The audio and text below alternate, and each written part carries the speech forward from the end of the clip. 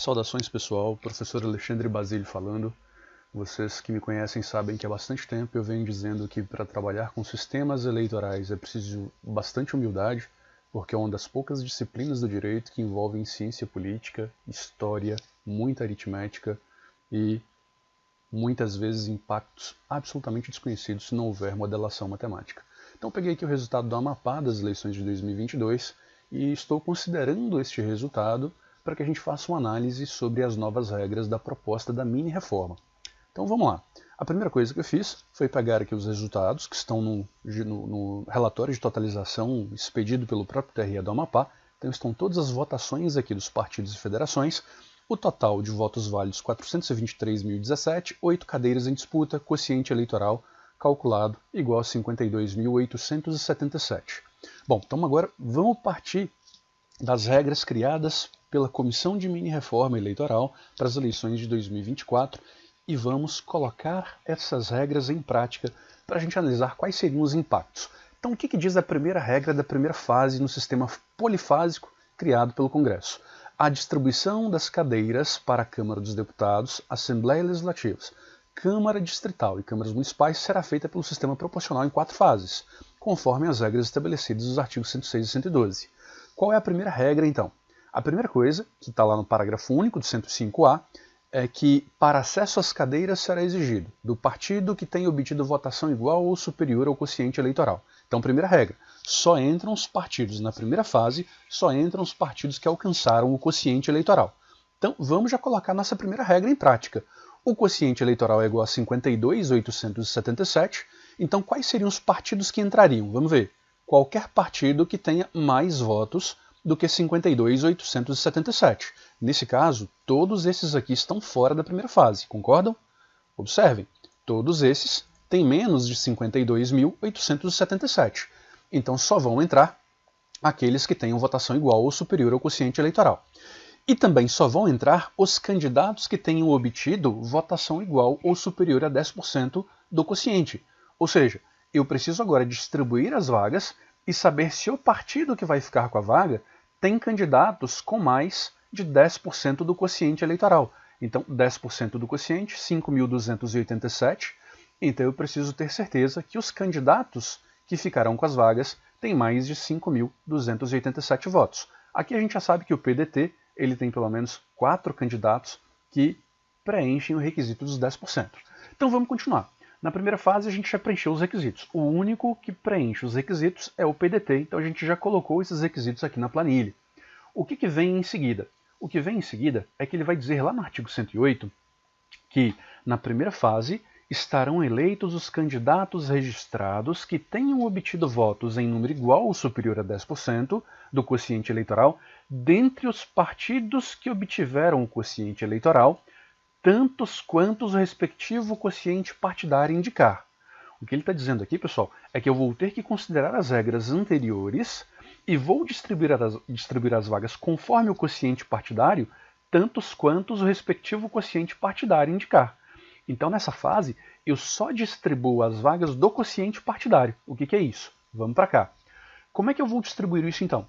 Para calcular o quociente partidário, eu tenho que dividir o total de votos que o partido alcançou, então vamos colocar aqui, vagas do quociente partidário, o total de votos que o partido alcançou, que está aqui na célula B2, e tenho que dividir pelo quociente eleitoral, que está aqui na célula F2. Então, quando eu faço isso, observem que o resultado é 1. 1 é o quociente partidário do PDT. Então, eu vou dar essa primeira vaga para o PDT. Então, olha, por quociente partidário. Quem foi eleito é o Josenildo. Agora observem que ele está dizendo aqui, e essa é uma das interpretações possíveis, porque o texto não é claro, ele está dizendo que eu só vou distribuir as vagas tantas quantos o respectivo quociente partidário indicar. Então, nessa primeira fase, eu estou preso ao quociente partidário. Como só o PDT alcançou vagas pelo quociente partidário, essa primeira fase, em tese, se essa for a interpretação, essa primeira fase está finalizada aqui. Bom, se essa primeira fase está finalizada aqui, eu preciso ir para a próxima fase. E na segunda fase, o que ele vai dizer é o seguinte.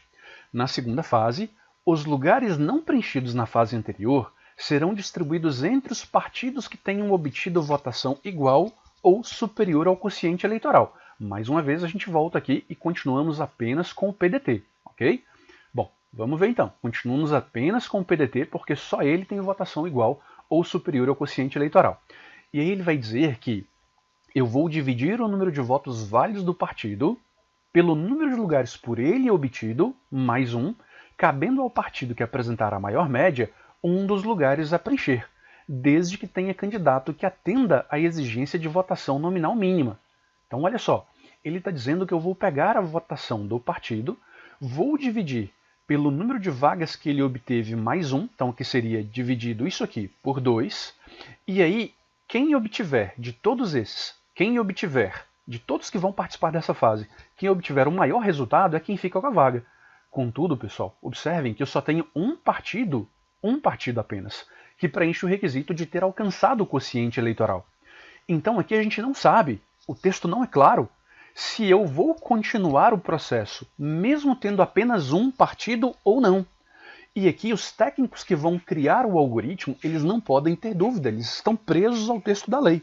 Se eles estão presos ao texto da lei, eles não têm aqui como objetar. Então eles precisam continuar na forma do texto legal. E se aqui está dizendo que na segunda fase, os lugares não preenchidos na fase anterior serão distribuídos entre os partidos que tenham obtido votação igual ou superior ao quociente eleitoral, aqui eu não tenho certeza se eu continuo o processo, mesmo que tenha apenas um partido. Mas eu também não tenho vedação para continuar o processo com apenas um partido. Então, em tese, como o texto não é claro, eu tendo um partido, ao menos um, que preencha o requisito, eu continuo o processo. E aí ele vai dizer que, no inciso 2, se o partido obtiver inicialmente o lugar em razão da maior média, é lógico que ele vai ter a maior média porque ele está sozinho, mas não tiver candidato que atenda à exigência de votação nominal mínima de 10% do quociente eleitoral, perderá o lugar e será excluído da distribuição na segunda fase. Então aqui, eu vou distribuir enquanto houver candidatos que tenham pelo menos 10% do quociente eleitoral. Então vamos voltar. Eu vou então colocar aqui quem tem a maior média, é óbvio que é ele, porque só ele está participando, dou uma vaga para ele. E venho aqui e coloco por média. Eleito mais um. Ele continua tendo a maior média porque só tem ele. Então dou mais uma vaga para ele. Venho aqui e coloco maior média. Reparem que todos os candidatos para quem estou dando as vagas, eles preenchem o requisito de 10%. Bom, eu tenho ainda mais uma vaga para distribuir. Venho aqui e coloco maior média. Ele sempre vai ter maior média porque ele está sozinho.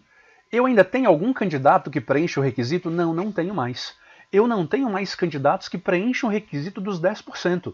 Então eu não posso continuar essa fase, porque aqui ele diz que o requisito é ter pelo menos 10%. Ok? E repito, repetir quantas vezes fossem necessárias. Bom, o que eu faço agora? Agora ele vai dizer que eu tenho que ir para a terceira fase. Na terceira fase ele vai dizer, caso restem cadeiras a distribuir. Restam cadeiras? Até agora eu só distribuí 4 cadeiras, pessoal. Então restam, são 8. Eu ainda tenho mais 4 cadeiras para distribuir. Caso restem cadeiras a distribuir e não haja partidos com candidatos que atendam à exigência de votação nominal mínima do quociente eleitoral, os lugares remanescentes serão distribuídos na terceira fase entre os partidos que atingiram o quociente eleitoral, desconsiderando apenas a exigência de votação mínima. Quais partidos atingiram o quociente eleitoral? Só o PDT. Reparem que todos os outros não preenchem. E ele diz que, nesse caso, eu devo continuar distribuindo as cadeiras, desde que, mesmo que eu não tenha candidatos que tenham alcançado os 10%. Então, olha, reparem. Então eu ainda tenho no PDT, que é o único que conseguiu atingir o quociente eleitoral, eu ainda tenho vários candidatos e que não precisam observar os 10%. Então, nesse caso, eu vou dar mais uma vaga para o PDT aqui, vou colocar aqui terceira fase. Então, terceira fase para o PDT aqui. Eu vou dar mais uma cadeira para ele aqui, porque ainda tenho candidatos, terceira fase também. Aqui mais uma cadeira, porque ainda tenho candidatos, terceira fase. E mais uma cadeira para o PDT, porque ele ainda tem candidatos que, mesmo não tendo alcançado os 10%, esse candidato aqui é um candidato de um partido que alcançou o quociente eleitoral. Logo, no novo método criado pela mini-reforma eleitoral, sem modelação matemática, nós acabamos distribuindo todas as vagas do Amapá para o partido PDT. enquanto que no resultado anterior havia uma distribuição muito mais proporcional, porque o Partido Liberal, nas regras atuais, o Partido Liberal e o MDB também tiveram vagas. Reparem que aqui é o resultado atual. Esse é o resultado oficial do PDT, e observem que no resultado oficial nós ficamos com uma distribuição assim. O PDT ele conseguiu 1, 2, 3 vagas, o Partido Liberal 2, 3 vagas também, e o MDB 2 vagas. Logo, a distribuição ficou muito mais proporcional do que o resultado atual, ou seja, o resultado para o qual nós vamos partir com a reforma eleitoral. Pessoal, sistemas eleitorais não são brincadeira. Você tem que ter muita atenção a cada reforma, a cada modificação, porque isso pode gerar um transtorno muitas vezes imprevisível.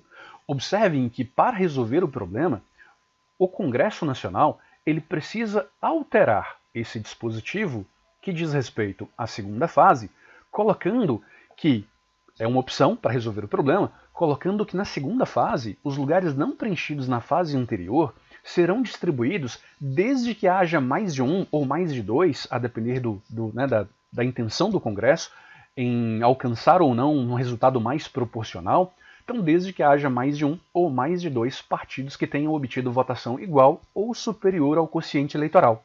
Porque se isso aqui não for inserido, quando houver apenas um partido que obteve o quociente eleitoral, todas as vagas ficarão para ele.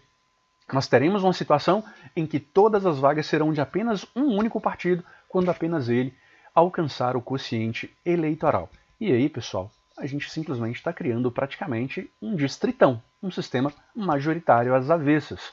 Então isso aqui é muito grave, porque Amapá e vários outros estados com poucas cadeiras em disputa passarão por problemas semelhantes. E nas eleições de 2024, são inúmeros os municípios que têm apenas 9 cadeiras. Então nós teremos um único partido comandando todo o parlamento de vários municípios e talvez de vários estados, se essa proposta for adiante.